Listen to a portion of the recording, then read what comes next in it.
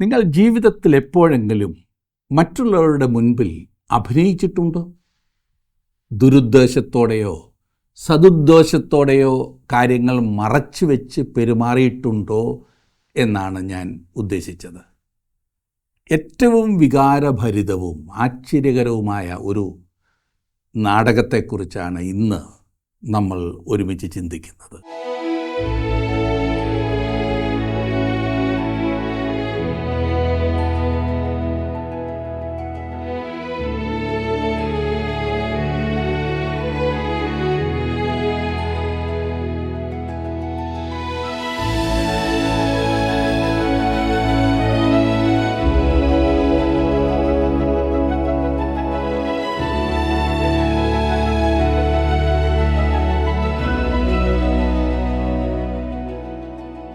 ജീവസന്ദേശത്തിൻ്റെ ഒരു പുതിയ എപ്പിസോഡിലേക്ക് സ്വാഗതം.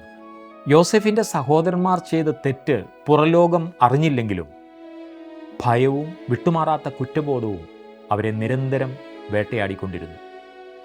അവരുടെ ഓരോ വാക്കിലും പ്രവൃത്തിയിലും ഈ ആന്തരിക സംഘർഷം പ്രകടമാണ്. പാപം എങ്ങനെയാണ് മനുഷ്യനെ മാനസികമായി അടിമയാക്കുന്നത് എന്നതിൻ്റെ ഉത്തമ ഉദാഹരണമാണ് ഇവരുടെ ജീവിതം. തന്നോട് ക്രൂരത കാട്ടിയ സഹോദരങ്ങളോട് യോസേഫ് ഇതിനോടകം ക്ഷമിക്കുകയും അവരെ സ്നേഹിക്കുകയും ചെയ്തിരുന്നു. എങ്കിലും അവരിൽ ആത്മാർത്ഥമായ മാനസാന്തരവും രൂപാന്തരവും ഉണ്ടാകണമെന്ന് ജോസഫ് ആഗ്രഹിച്ചു. അതിനായി അദ്ദേഹം നടത്തുന്ന പരീക്ഷണങ്ങളും ഇടപെടലുകളും തികച്ചും ന്യായവും ശരിയുമാണ്. ഉൽപ്പത്തി പുസ്തകം 43 അധ്യായത്തിൻ്റെ 16 മുതൽ 44 അധ്യായത്തിൻ്റെ 34 വരെയുള്ള വാക്യം.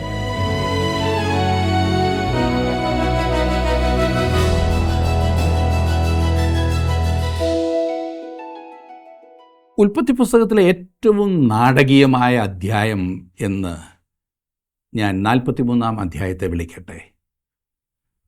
ബെന്യാമിൻ യോസഫിൻ്റെ മുമ്പിൽ വരുന്നതിനേക്കാൾ ഹൃദയസ്പർശിയായൊരു രംഗം എനിക്ക് ഓർക്കാൻ കൂടി കഴിയുന്നില്ല. അവരെ ആ നാട്ടിലേക്ക് വീണ്ടും കൊണ്ടുവരുന്നത് രൂക്ഷമായിരിക്കുന്ന ക്ഷാമമാണ്. 43 അധ്യായത്തിൻ്റെ 15 വാക്യം വരെ നാം ചിന്തിച്ചു. 16 വാക്യം ഞാൻ വായിക്കട്ടെ. അവരോടുകൂടെ ബെന്യാമിനെ കണ്ടപ്പോൾ അവൻ തൻ്റെ ഗൃഹവിചാരകനോട്, നീ ഈ പുരുഷന്മാരെ വീട്ടിൽ കൂട്ടിക്കൊണ്ടുപോക, അവർ ഉച്ചയ്ക്ക് എന്നോടുകൂടെ ഭക്ഷണം കഴിക്കേണ്ടതാകയാൽ മൃഗത്തെ അറുത്ത് ഒരുക്കിക്കൊള്ളുക എന്ന് കൽപ്പിച്ചു.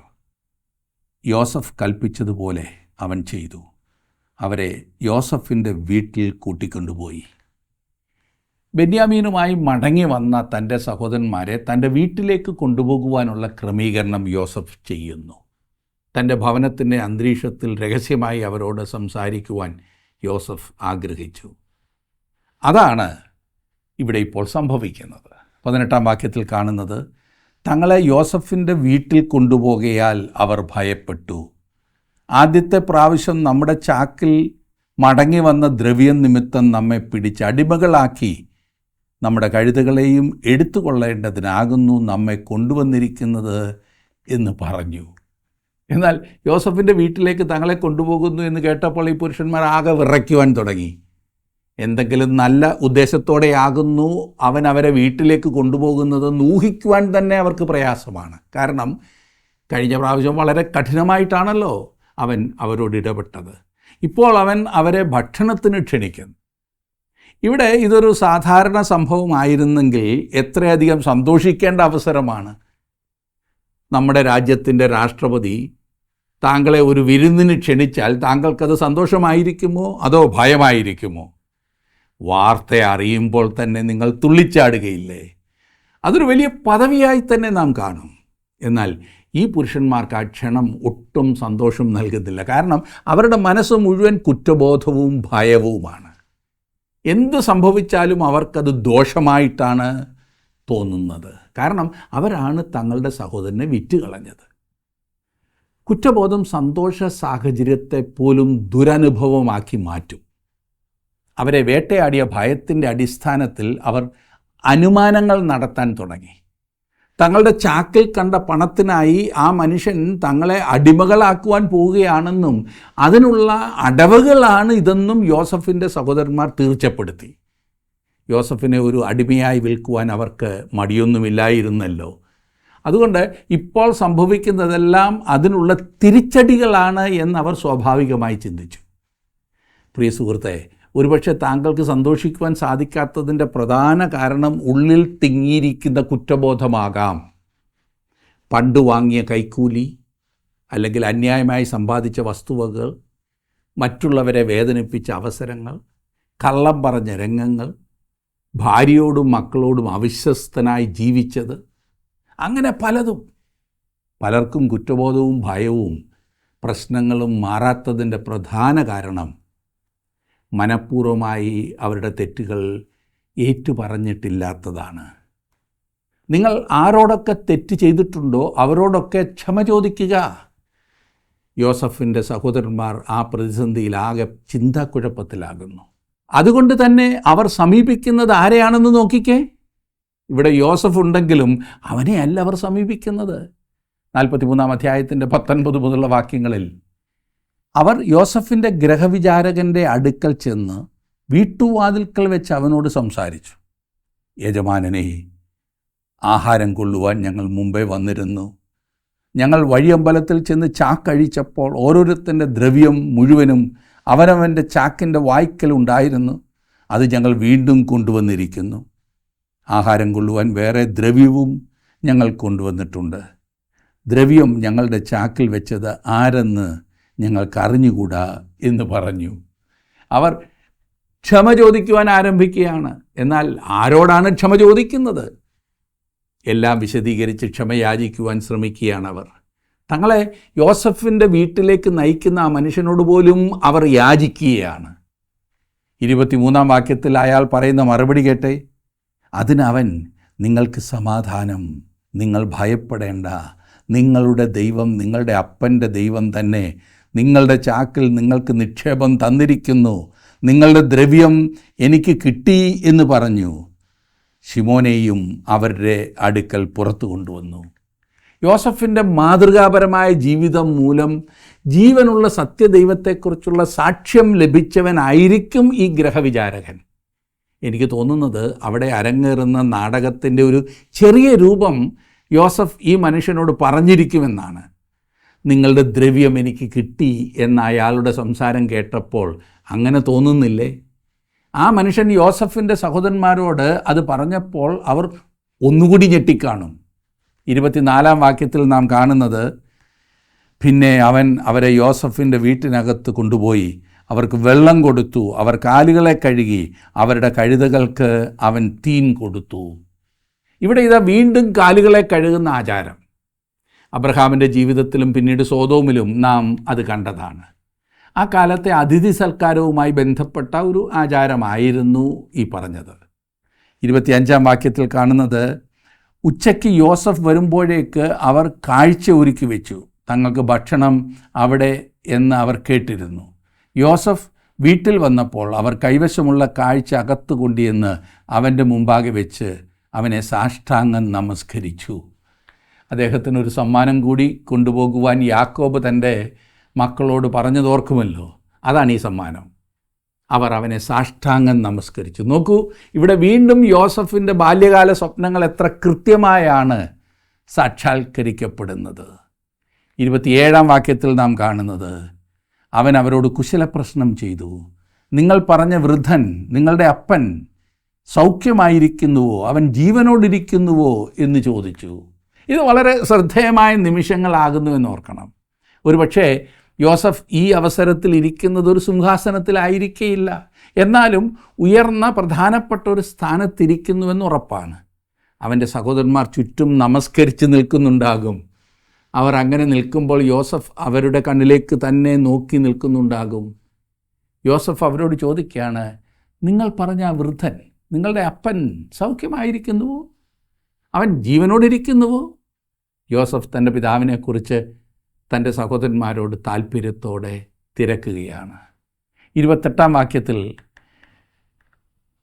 അതിനെ അവർ, ഞങ്ങളുടെ അപ്പനായ നിൻ്റെ അടിയാന് സുഖം തന്നെ, അവൻ ജീവനോടിരിക്കുന്നു എന്ന് ഉത്തരം പറഞ്ഞു കുനിഞ്ഞ് നമസ്കരിച്ചു. ഇവിടെ അവർ വീണ്ടും കുനിഞ്ഞ് നമസ്കരിക്കുകയാണ്. നാഴികയ്ക്ക് 4 വട്ടം ഇപ്പോൾ നമസ്കരിക്കുകയാണ്. ഏതായാലും ബെന്യാമീനും അവരോടൊപ്പമുണ്ട്.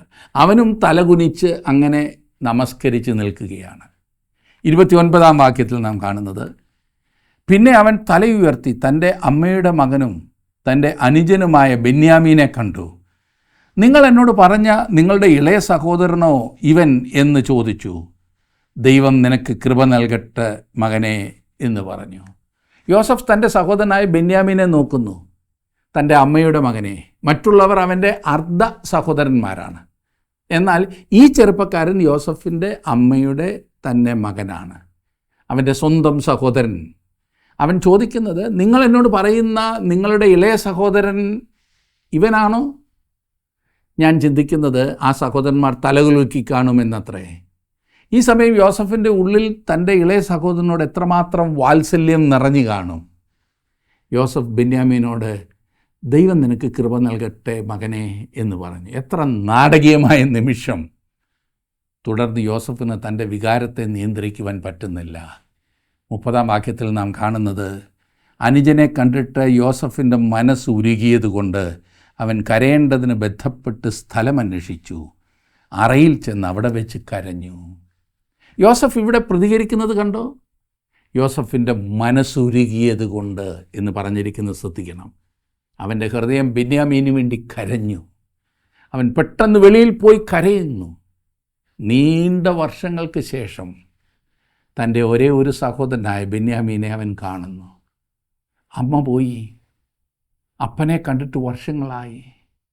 ഏതാണ്ട് 22 വർഷങ്ങൾ കഴിഞ്ഞ് തൻ്റെ പൂർണ്ണ സഹോദരനുമായി ഇപ്പോൾ നടക്കുന്ന കൂടിക്കാഴ്ച. ഈ സമയം യോസഫിന് ഏകദേശം 40 വയസ്സുണ്ട്. ബെന്യാമീൻ ഒരു യുവാവും.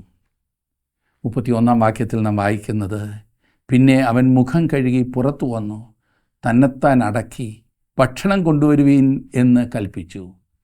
ഭാവിയിൽ സംഭവിക്കുവാൻ പോകുന്ന അതിമഹത്തായ ഒരു കാര്യത്തിൻ്റെ ഒരു ചെറിയ ചിത്രം ഇവിടെ നമുക്ക് ലഭിക്കുന്നു. നിങ്ങളത് മനസ്സിലാക്കുമെന്ന് ഞാൻ വിശ്വസിക്കുന്നു. ഒരു ദിവസം ക്രിസ്തു തൻ്റെ സഹോദരന്മാർക്ക് തന്നെ വെളിപ്പെടുത്തി കൊടുക്കും എന്ന് പ്രവാചകനായ സഖറിയാവ് പറഞ്ഞിട്ടുണ്ട്. അന്ന് അവർ അവനോട് അവൻ്റെ വശത്തെ മുറിവിനെക്കുറിച്ചും അവൻ്റെ കരങ്ങളിലെ ആണിപ്പാടുകളെക്കുറിച്ചും ചോദിക്കും. അന്ന് അവൻ അവരോട് പറയും, ഇതെനിക്കെൻ്റെ സ്നേഹിതരുടെ വീട്ടിൽ നിന്നും ലഭിച്ചതാകുന്നു. അപ്പോൾ അവർ അവനെ തിരിച്ചറിയും. അവർ നിലവിളിക്കും, അവനാണ് അവരുടെ വീണ്ടെടുപ്പിനായി തൻ്റെ ജീവൻ നൽകിയതെന്നും അവർക്ക് രക്ഷ ഒരുക്കിക്കൊടുത്തതെന്നും അവർ തിരിച്ചറിയും. കർത്താവായ യേശു വീണ്ടും ഭൂമിയിലേക്ക് വരുമ്പോഴാകുന്നു ഈ പറഞ്ഞത് സംഭവിക്കാൻ പോകുന്നത്. അവൻ തൻ്റെ സഹോദരന്മാർക്ക്, അതായത് ഇസ്രായേൽ ജാതിക്ക് തന്നെ വെളിപ്പെടുത്തും. അവനെ അറിയുന്നതായ ഒരു ചെറിയ ശേഷിപ്പുണ്ടായിരിക്കും. അവൻ ആദ്യത്തെ പ്രാവശ്യം വന്നപ്പോൾ അവൻ്റെ സഹോദരന്മാരിൽ അനേകരും അവനെ വിശ്വസിച്ചില്ല. എന്നാൽ അവൻ്റെ വീണ്ടും വരവിൽ അവർ അവനെ അറിയുവാൻ പോകുകയാണ്. യോസഫിൻ്റെ കാര്യത്തിലേക്ക് വന്നാൽ, അവൻ്റെ സഹോദരന്മാരാണ് അവനെ അടിമയായി വിറ്റത്. അതായത് അവർ അവനെ തള്ളിക്കളയുകയും കൊല്ലുവാൻ കൊടുക്കുകയും ചെയ്തു എന്നർത്ഥം. എന്നാൽ ഇപ്പോൾ അവൻ സ്വയം അവർക്ക് വെളിപ്പെടുത്തുകയാണ്. ഒരു ദിവസം നമ്മുടെ കർത്താവും അതുതന്നെയാണ് ചെയ്യുവാൻ പോകുന്നത്. യോസഫ് തൻ്റെ പ്രത്യേക അറയിൽ കയറി കരഞ്ഞതിന് ശേഷം തൻ്റെ വികാരങ്ങളെയൊക്കെ നിയന്ത്രിക്കുവാൻ കഴിവുള്ളവനായി തൻ്റെ മുഖവും കഴുകി തിരികെ വന്നു. എന്നിട്ട് സഹോദരങ്ങളോട് പറഞ്ഞു, വല്ലതും കഴിക്കാമെന്ന്. 32-ാം വാക്യത്തിൽ നാം കാണുന്നത്, അവർ അവന് പ്രത്യേകവും അവർക്ക് പ്രത്യേകവും അവനോടുകൂടെ ഭക്ഷിക്കുന്ന മിസ്രൈമ്യർക്ക് പ്രത്യേകവും കൊണ്ടുവന്ന് വെച്ചു. മിസ്രൈമ്യർ എബ്രായരോടുകൂടെ ഭക്ഷണം കഴിക്കുകയില്ല, അത് മിസ്രൈമ്യർക്ക് അറുപ്പാകുന്നു. അവർ ആകെ ഭയപ്പെട്ടിരുന്നില്ലെങ്കിൽ അവർക്ക് ശ്രദ്ധിക്കുവാൻ അനേകം കാര്യങ്ങൾ ഈ വിരുന്നിൽ തന്നെ ഉണ്ടായിരുന്നു. ഒന്നാമത്തെ കാര്യം, യോസഫ് മിസ്രൈമ്യരോടൊപ്പം ആയിരുന്നില്ല ഭക്ഷണം കഴിച്ചത് എന്നതത്രേ. മിസ്രൈമ്യർ പ്രത്യേകമായി ഭക്ഷണം കഴിച്ചു. യോസഫ് അവരിൽ നിന്നും മാറി വേറെ ഇരുന്നാണ് ഭക്ഷണം കഴിച്ചത്. യോസഫ് അവരുടെ ഭരണാധികാരി ആയതുകൊണ്ടായിരിക്കും വേറെ ഇരുന്ന് കഴിക്കുന്നതെന്ന് ഒരുപക്ഷേ ഈ സഹോദരന്മാർ ചിന്തിച്ച് കാണും. ഇനിയും ഇതാ അതിലും ആശ്ചര്യകരമായ വേറൊരു കാര്യം 33-ാം വാക്യത്തിൽ, മൂത്തവൻ മുതൽ ഇളയവൻ വരെ പ്രായത്തിനൊത്തവണ്ണം അവരെ അവൻ്റെ മുമ്പാകെ ഇരുത്തി അവർ അന്യോന്യം നോക്കി ആശ്ചര്യപ്പെട്ടു. യോസഫ് സഹോദരന്മാർക്ക് അവരുടെ പ്രായത്തിൻ്റെ ക്രമത്തിൽ ഇരിപ്പിടം ക്രമീകരിച്ചത് വിചിത്രമായിരിക്കുന്നു. അതായത് രൂബേൻ മുതൽ ബെന്യാമീൻ വരെ ഓരോരുത്തരെയും കൃത്യമായി അവരുടെ സ്ഥാനത്തിരുത്തി. അവർ ഇപ്പോൾ ആശ്ചര്യപ്പെട്ട് അന്യോന്യം നോക്കുകയാണ്. അവൻ ഇതെല്ലാം എങ്ങനെ അറിയാമെന്നാണ് അവർ നോക്കിയതിൻ്റെ അർത്ഥം. എന്നിട്ടും അവർക്കൊരു പിടിയും കിട്ടുന്നില്ല. നാളുകൾക്ക് ശേഷം അന്നായിരിക്കും ഇവരൊക്കെ വയർ നിറച്ച് വല്ലതും കഴിക്കുന്നത് തന്നെ. ഇവിടെ ഒരു ചിന്ത ഞാൻ നിങ്ങളുടെ മുൻപിൽ കൊണ്ടുവരുവാൻ ആഗ്രഹിക്കുന്നു.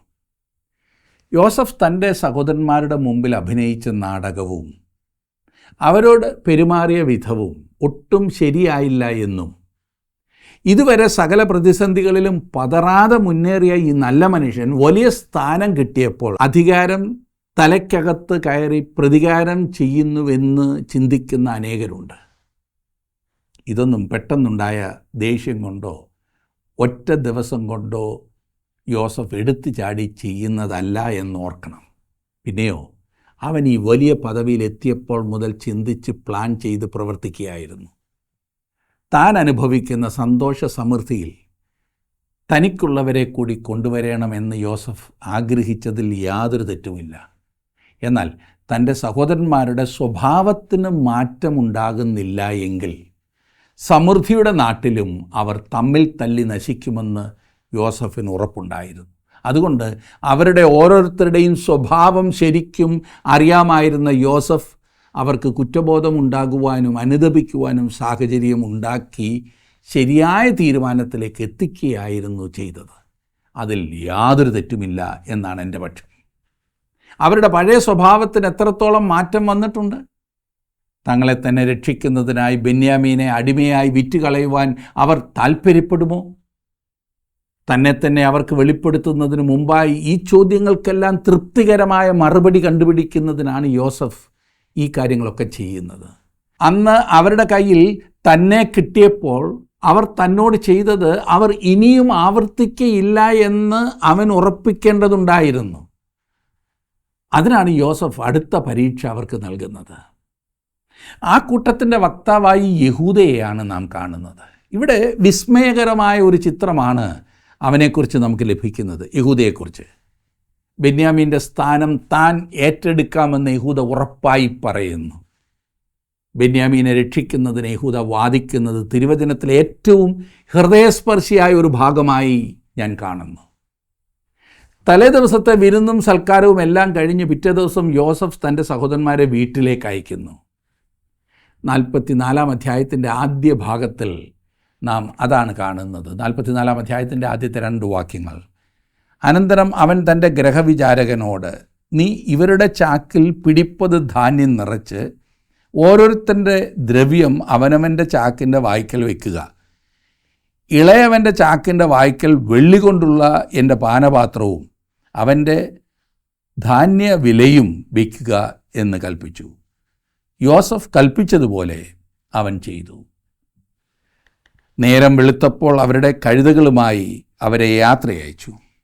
അവർ പട്ടണത്തിൽ നിന്ന് പുറപ്പെട്ട് ദൂരത്താകും മുമ്പേ യോസഫ് തൻ്റെ ഗൃഹവിചാരകനോട്, എഴുന്നേറ്റ് ആ പുരുഷന്മാരുടെ പിന്നാലെ ഓടിച്ചെല്ലുക. ഒപ്പം എത്തുമ്പോൾ അവരോട്, നിങ്ങൾ നന്മയ്ക്ക് പകരം തിന്മ ചെയ്തതെന്ത്? അതിലല്ലയോ എൻ്റെ യജമാനൻ കുടിക്കുന്നത്? അതിനാലല്ലയോ ലക്ഷണം നോക്കുന്നത്? നിങ്ങൾ ഈ ചെയ്തതൊട്ടും നന്നല്ല എന്ന് പറക എന്ന് കൽപ്പിച്ചു. യോസഫ് സഹോദരന്മാരെ പറഞ്ഞയക്കുന്നു. പ്രശ്നങ്ങളെല്ലാം അവസാനിച്ചുവെന്നും തങ്ങൾ രക്ഷപ്പെട്ടു എന്നുമുള്ള ധാരണയിൽ സഹോദരന്മാർ യാത്ര ആരംഭിക്കുകയാണ്. പക്ഷേ യോസഫിൻ്റെ ഗൃഹവിചാരകൻ പ്രത്യേക നിർദ്ദേശവുമായി ആ പുരുഷന്മാരുടെ പുറകെ ചെന്നു. ആ സഹോദരന്മാർ അല്പദൂരം ചെന്നപ്പോൾ തന്നെ അയാൾ അവരോടൊപ്പം എത്തി. ഇതാ ഒരു പട മുഴുവൻ അവരുടെ പിന്നാലെ വരുന്നു. യോസഫിൻ്റെ പാനപാത്രം മോഷ്ടിച്ചതിന് അവരെ കുറ്റപ്പെടുത്തിക്കൊണ്ടാണ് അവർ വരുന്നത്. 6-7 വാക്യങ്ങളിൽ നാം കാണുന്നത്, അവൻ അവരുടെ അടുക്കൽ എത്തിയപ്പോൾ ഈ വാക്കുകൾ അവരോട് പറഞ്ഞു. അവർ അവനോട് പറഞ്ഞത്, യജമാനൻ ഇങ്ങനെ പറയുന്നത് എന്ത്? ഈ വക കാര്യം അടിയങ്ങൾ ഒരു നാളും ചെയ്യുകയില്ല. ഗൃഹവിചാരകൻ അവരോട് പറയുന്നത് ശ്രദ്ധിച്ചോ? എൻ്റെ യജമാനൻ ഈ പാനപാത്രത്തിലല്ലയോ ലക്ഷണം നോക്കുന്നത്? യോസഫ് ഒരു പ്രവാചകനായിരുന്നു എന്നും ഭാവിയെക്കുറിച്ച് പറയുവാനുള്ള കഴിവ് അവനുണ്ടായിരുന്നു എന്നും മറക്കരുത്. അത് ശരിയാണെന്ന് സ്ഥാപിക്കത്തക്കവണ്ണം പലരുടെയും സ്വപ്നങ്ങളുടെ അർത്ഥം അവൻ കൃത്യമായി പറഞ്ഞത് നമുക്കറിയാം. ഒരുപക്ഷെ ഈ പാനപാത്രം അവൻ ഉപയോഗിച്ച് കാണും, അല്ലെങ്കിൽ അവൻ പ്രയോഗിച്ച തന്ത്രത്തിൻ്റെ ഒരു ഭാഗമായിരുന്നിരിക്കും അത്. ഒരു കാര്യം നാം മനസ്സിലാക്കണം, യോസഫിൻ്റെ ആ വരം ദൈവത്തിൽ നിന്നും അവന് ലഭിച്ചതായിരുന്നു. എഴുതപ്പെട്ട വെളിപ്പാടിന് മുമ്പാണ് അത് നൽകിയിരുന്നത്. എന്നാൽ ആ വരം ആ പാനപാത്രത്തിലല്ലായിരുന്നു, അവൻ്റെ വരം ദൈവത്തിൽ നിന്നുമായിരുന്നു. ഏതായാലും യോസഫിൻ്റെ ഗ്രഹവിചാരകൻ ചെന്ന് ആ പുരുഷന്മാരെ ചോദ്യം ചെയ്യുന്നു. തങ്ങളിൽ ആരുടെയും കയ്യിൽ അങ്ങനൊരു സാധനം ഇല്ലെന്ന് അവർക്കുറപ്പുണ്ടായിരുന്നു. എന്നാൽ ഗ്രഹവിചാരകൻ ഒരു വ്യവസ്ഥയിന്മേൽ അവരുടെ ചാക്കുകളെല്ലാം പരിശോധിച്ചു. അതായത്, അവർ ആരുടെയെങ്കിലും കൈവശം അത് കണ്ടാൽ അവൻ മരിക്കണമെന്നും ബാക്കിയുള്ളവർ അടിമകളാകും എന്നും. അവരുടെ ആരുടെയും കൈവശം അതില്ലെന്ന് അവർക്ക് അത്രയ്ക്കും ഉറപ്പുണ്ടായിരുന്നു. ഏതായാലും പരിശോധിച്ച് എന്നപ്പോൾ അത് യോസഫ് വയ്ക്കുവാൻ പറഞ്ഞിടത്ത് തന്നെ ഇരിപ്പുണ്ട്. ഇപ്പോൾ സംഗതി ആകെ പ്രശ്നമായി. മഹാദുഃഖത്തിൻ്റെ പ്രതീകമായി അവർ തങ്ങളുടെ വസ്ത്രം വലിച്ചു കീറുന്നു. അവരെല്ലാം യോസഫിൻ്റെ അടുത്തേക്ക് പോകുവാൻ തിരിഞ്ഞു. ബെന്യാമിൻ ഇല്ലാതെ അവർ അപ്പൻ്റെ അടുത്തേക്ക് പോകുകയില്ലെന്ന് തീർച്ചയാണ്. ഇതാ അവർ മടങ്ങി വന്ന് യോസഫിൻ്റെ കാൽക്കൽ വീഴുന്നു. ഒരുപക്ഷെ അവരുടെ ജീവിതത്തിൽ ഇതുവരെ ഉണ്ടായിട്ടുള്ളതിലേക്കും വലിയ വേദന അവർ അനുഭവിക്കുകയാണ്. തകർന്ന ഒരു കൂട്ടം പുരുഷന്മാർ, രക്ഷപ്പെടുവാൻ യാതൊരു വഴിയുമില്ലാത്ത ഒരു സ്ഥിതിവിശേഷം. ഏതായാലും യോസഫ് അവരെ കുറ്റപ്പെടുത്തി സംസാരിക്കുന്നു. അപ്പോൾ അതാ യഹൂദ മുമ്പോട്ട് വരുന്നു. ഈ മനുഷ്യൻ്റെ സ്വഭാവ മാഹാത്മ്യം ഇപ്പോൾ ഇവിടെ എടുത്തു കാണിക്കുന്നു. ഒരു കാര്യം നാം ഇവിടെ ഓർക്കണം, യഹൂദയുടെ ഈ ഗോത്രത്തിൽ നിന്നുമാണ് ലോകരക്ഷകൻ വന്നത്. മനോഹരമായ ഒരു പ്രസംഗമാണ് യഹൂദ ചെയ്യുന്നത്. ഇതൊക്കെ അവരുടെ മേൽ വരുന്നത് തങ്ങളുടെ തന്നെ പാപം കൊണ്ട് മാത്രമാണെന്ന് യഹൂദ ഏറ്റുപറയുന്നു. ഞാൻ ആ ഭാഗം ഒന്ന് വായിക്കാം, 16ഉം 17ഉം വാക്യങ്ങളിൽ. അതിന് യഹൂദ, യജമാനനോട് ഞങ്ങൾ എന്തു പറയേണ്ടു? എന്തു ബോധിപ്പിക്കേണ്ടു? എങ്ങനെ ഞങ്ങളെ തന്നെ നീതീകരിക്കേണ്ടു? ദൈവം അടിയങ്ങളുടെ അകൃത്യം കണ്ടെത്തി. ഇതാ ഞങ്ങൾ യജമാനന് അടിമകൾ, ഞങ്ങളും ആരുടെ കയ്യിൽ പാത്രം കണ്ടുവോ അവനും തന്നെ എന്ന് പറഞ്ഞു. അതിന് അവൻ, അങ്ങനെ ഞാൻ ഒരു നാളും ചെയ്യുകയില്ല. ആരുടെ പക്കൽ പാത്രം കണ്ടുവോ അവൻ തന്നെ എനിക്ക് അടിമയായിരിക്കും. നിങ്ങളോ സമാധാനത്തോടെ നിങ്ങളുടെ അപ്പൻ്റെ അടുക്കൽ പൊയ്ക്കൊള്ളുവീൻ എന്ന് പറഞ്ഞു. തങ്ങളുടെ സഹോദരനെക്കുറിച്ചുള്ള അവരുടെ കരുതലും സ്നേഹവും ഒന്ന് പരീക്ഷിക്കുവാനാണ് യോസഫിൻ്റെ ഇപ്പോഴത്തെ ഉദ്ദേശം. അവൻ പറയുന്നത് കുറ്റക്കാരൻ ബെന്യാമീനാണ്, അതുകൊണ്ട് അവൻ മാത്രം മിസ്രൈമിൽ തടവുകാരനായി കിടന്നാൽ മതിയാകും എന്നത്രേ. യോസഫിനെ അവർ അടിമയായി വിറ്റതാണ്. ഇപ്പോൾ ബെന്യാമീനെ തൻ്റെ അടിമയായി വിട്ടേച്ചു പോകുക എന്നാണ് യോസഫ് പറയുന്നത്. അവനാണ് കുറ്റക്കാരൻ, ബാക്കിയുള്ളവർക്ക് വീട്ടിൽ പോകാം. തുടർന്ന് യഹൂദ കാര്യങ്ങളെല്ലാം യോസഫിനോട് പറയുന്നു. 18 മുതലുള്ള വാക്യങ്ങളിൽ നാം വായിക്കുന്നത് അതാണ്. ബെന്യാമീനെ കൊണ്ടുവരുവാൻ അവർ പാടുപെട്ടതും അപ്പനോട് അവർ ചെയ്ത വ്യവസ്ഥയും എല്ലാം വളരെ ഹൃദയസ്പർശിയായി യഹൂദ അവതരിപ്പിച്ചു. 29 വരെയുള്ള വാക്യങ്ങളിൽ നാം വായിക്കുന്നത് അതത്രേ. അവരുടെ അപ്പൻ്റെ പ്രയാസം യഹൂദ വ്യക്തമാക്കി. യോസഫിന് ആ വസ്തുത ഇപ്പോൾ മനസ്സിലായി. നാളുകൾക്ക് മുമ്പ് തനിക്ക് സംഭവിച്ചതിനെക്കുറിച്ച് തൻ്റെ സഹോദരന്മാർ അപ്പനെ അറിയിച്ചത് എന്തായിരുന്നു എന്ന് യോസഫിന് ഇപ്പോൾ കൃത്യമായിട്ടറിയാം. ആദ്യമായിട്ടാണ് ആരെങ്കിലും അതേക്കുറിച്ച് അത്രയെങ്കിലും പറഞ്ഞത്. ഇതിനു മുമ്പ് അവർ പറഞ്ഞത് അവനില്ല എന്നത്ര, എന്ന് വെച്ചാൽ അവൻ മരിച്ചുപോയി എന്ന്. അവനെ വിറ്റു എന്ന് പറഞ്ഞിരുന്നുവെങ്കിൽ അവനെ വീണ്ടെടുക്കുവാൻ യാക്കോബ് എന്തെങ്കിലുമൊക്കെ ശ്രമം നടത്തിയേനേയും, അവനെ എങ്ങനെയെങ്കിലും കണ്ടുപിടിച്ചേനേയും. എന്നാൽ മരിച്ചുവെന്ന് തീർച്ചയായപ്പോൾ പിന്നെ ഒന്നും ചെയ്യാൻ കഴിയില്ലല്ലോ. വേറെ ചില കാര്യങ്ങൾ കൂടി നമുക്കിവിടെ കാണാം. യാക്കോബ് കൃപയിൽ വളരുന്നുണ്ട്, എന്നാൽ അവൻ ശരിക്കും വളർച്ച പ്രാപിച്ചിട്ടില്ല. യഹോവയിൽ ആശ്രയിക്കുന്നതിന് പകരം അവൻ ഈ കുട്ടിയിൽ, അതായത് ബെന്യാമീനിലാണ് ആശ്രയിക്കുന്നത്. ബെന്യാമീൻ എന്തെങ്കിലും സംഭവിച്ചാൽ അത് തൻ്റെ മരണത്തിന് കാരണമാകുമെന്നത്ര യാക്കോബ് പറയുന്നത്. അങ്ങനെ വന്നാൽ അവൻ ദുഃഖത്തോടെ പാതാളത്തിലേക്ക് ഇറങ്ങുമത്രേ. നമ്മുടെ പ്രിയപ്പെട്ടവരുടെ മരണത്തിലാകെ തകർന്നു പോകേണ്ടവരല്ല നാം. രണ്ടുപേരും ദൈവമക്കളാകുന്നുവെങ്കിൽ ഇനിയും കാണാമെന്ന വലിയ പ്രത്യാശയാണ് നമുക്കുണ്ടായിരിക്കേണ്ടത്.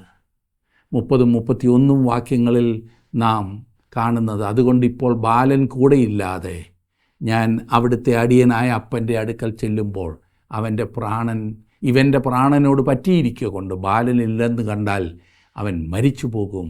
അങ്ങനെ അടിയങ്ങൾ അവിടുത്തെ അടിയനായ അപ്പൻ്റെ നരയെ ദുഃഖത്തോടെ പാതാളത്തിൽ ഇറങ്ങുമാറാക്കും. യഹൂദക്കിത്തരുണത്തിൽ വൃദ്ധനായ യാക്കോബിനോടുള്ള കരുതൽ ശ്രദ്ധിച്ചോ? സഹോദര സംഘത്തിൻ്റെ വക്താവ് ഇപ്പോൾ യഹൂദയാണ്. ഞാൻ ചിന്തിക്കുന്നത് ആ സഹോദരന്മാരിൽ ആരായിരുന്നു വക്താവെങ്കിലും അവൻ ഇതേ പ്രസ്താവന നടത്തിയേനെമെന്നത്രേ. 32 മുതൽ 34 വരെയുള്ള വാക്യങ്ങളിൽ വീണ്ടും യഹൂദ തന്നെയാണ് കൂട്ടത്തിന് വേണ്ടി സംസാരിക്കുന്നത്. യോസഫ് തൻ്റെ സഹോദരന്മാരെ പരീക്ഷിക്കുന്നു. അവരെല്ലാം പരീക്ഷ പാസ്സാകുകയും ചെയ്യുന്നു. ബെന്യാമീനെ നൽകുന്നതിന് പകരം ആ സ്ഥാനം എടുക്കുവാൻ അവർ എല്ലാവരും തയ്യാറാകുന്നു. തുടർന്ന് പഴയ നിയമ സംഭവങ്ങളിൽ ഏറ്റവും നാടകീയവും ഹൃദയസ്പർശിയുമായ വെളിപ്പെടുത്തൽ നടക്കുകയാണ്. അത് നമ്മെയും പലതരത്തിൽ ആശ്വസിപ്പിക്കുന്നതും വിശ്വാസത്തിൽ ബലപ്പെടുത്തുന്നതുമാണ്. അതാണ് നാം ഇനിയും കാണുവാൻ പോകുന്നത്. ദൈവം നിങ്ങളെ അനുഗ്രഹിക്കട്ടെ.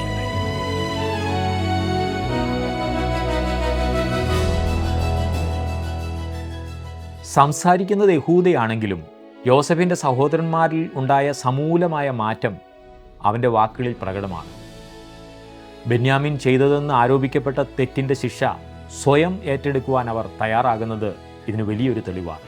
പണ്ട് ജോസഫിൻ്റെ വ്യാജ മരണവാർത്ത അറിയിക്കുമ്പോൾ യാതൊരു മനസ്സാക്ഷി കുത്തുമില്ലാതിരുന്നവർ ഇന്ന് സ്വന്തം പിതാവിനെക്കുറിച്ച് അങ്ങേയറ്റം വ്യാകുലപ്പെടുന്നവരായി മാറിയിരിക്കുന്നു. വാക്കുകളിലും പ്രവൃത്തികളിലും പ്രതിഫലിക്കുന്ന ഇത്തരം മാറ്റങ്ങളാണ് യഥാർത്ഥ മാനസാന്തരത്തിൻ്റെ അടയാളം. ദൈവം നമ്മിൽ നിന്നും ആഗ്രഹിക്കുന്നത് ഇത്തരമൊരു മാറ്റമാണ്. ദൈവം നിങ്ങളെ അനുഗ്രഹിക്കട്ടെ.